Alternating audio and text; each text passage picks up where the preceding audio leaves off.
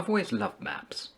Every pin is an adventure you've had, or maybe a story waiting to be told. Hi there, I'm Jay. I'm a coach and a technologist, and I love maps. Here's a map that I've been working on for years. Every time I visit anywhere around the world, I put a pin in it to show where I've been.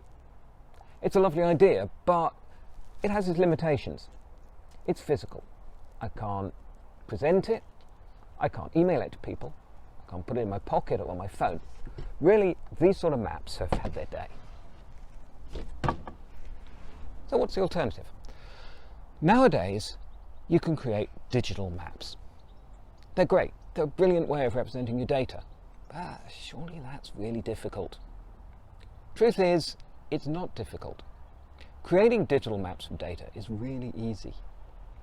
I could show you on this course how to create a digital map out of your data and to do it in only 7 lines of code. And you can do it with no previous coding experience. It's a great learning project for coding because it creates a useful visual output from your code. It's a lot more than a hello world.